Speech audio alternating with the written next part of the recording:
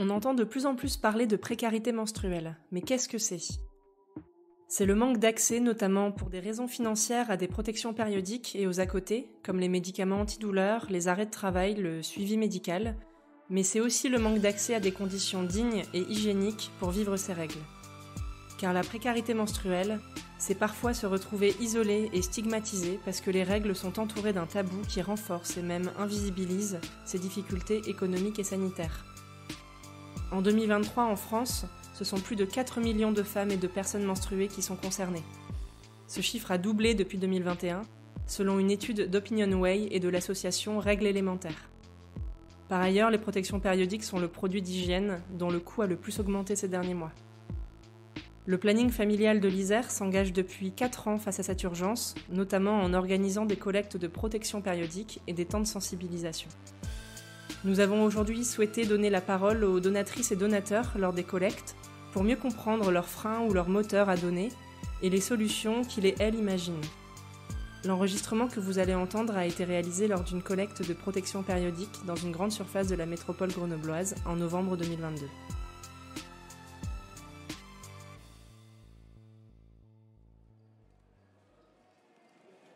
Comment vous définiriez la précarité menstruelle ?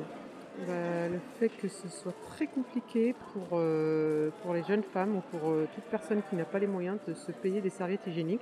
Et il y a un déséquilibre entre les hommes et les femmes dans les dépenses, du coup. Pour moi, c'est quelqu'un qui malheureusement n'a tellement pas assez d'argent qu'au-delà de se nourrir, il ne peut pas justement avoir le nécessaire dont il a besoin pour son quotidien. C'est qu'ils ne peuvent pas se payer des protections. Peut-être une difficulté à se fournir en serviettes hygiéniques, voilà, tout ce qui est produits intimes, c'est ça ?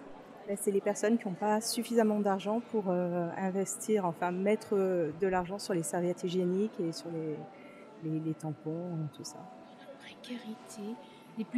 Je sais, j'ai vu la publicité à la télé, c'est les jeunes filles, ou plus ou moins jeunes filles, qui n'ont pas les moyens, les parents n'ont pas les moyens de leur acheter des protections. C'est dingue, j'ai vu la publicité une fois, ça fait mal au cœur.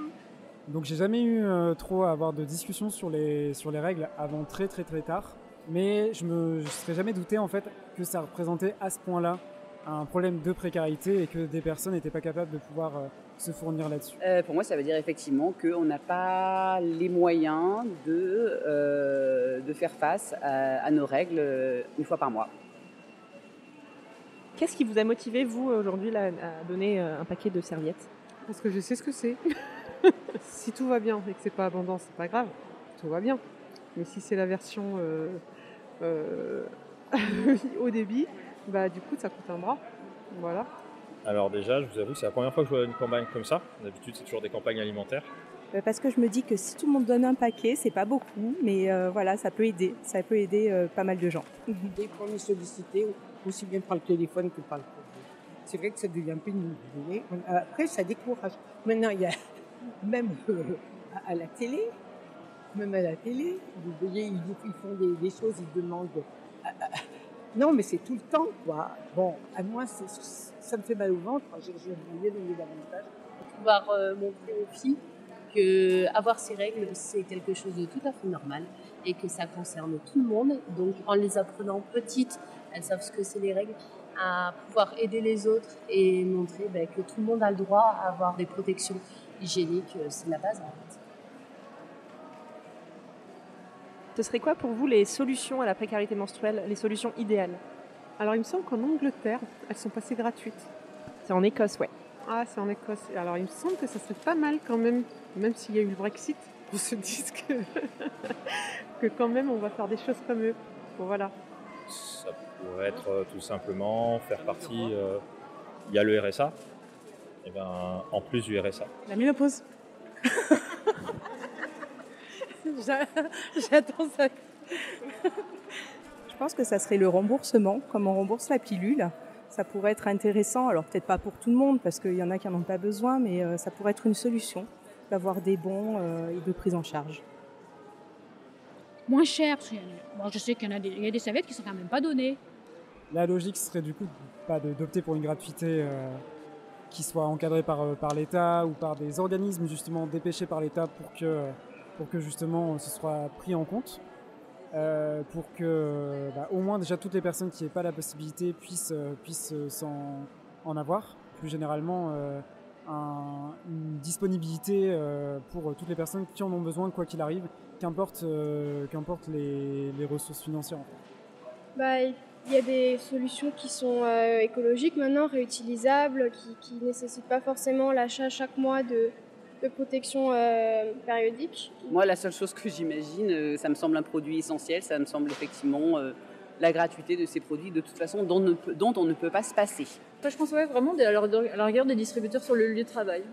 Ou sinon, donner des bons d'achat aux personnes qui sont vraiment dans la précarité pour que les jeunes filles puissent avoir, on va dire, des protections hygiéniques simples.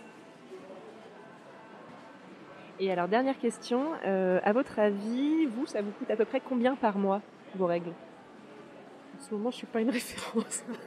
De manière globale, à une autre période de votre vie En gros, franchement, je ne sais pas parce que ça coûte cher. Ça coûte cher parce qu'en fait, en plus, si on veut des trucs de qualité, c'est ça qui coûte plus cher.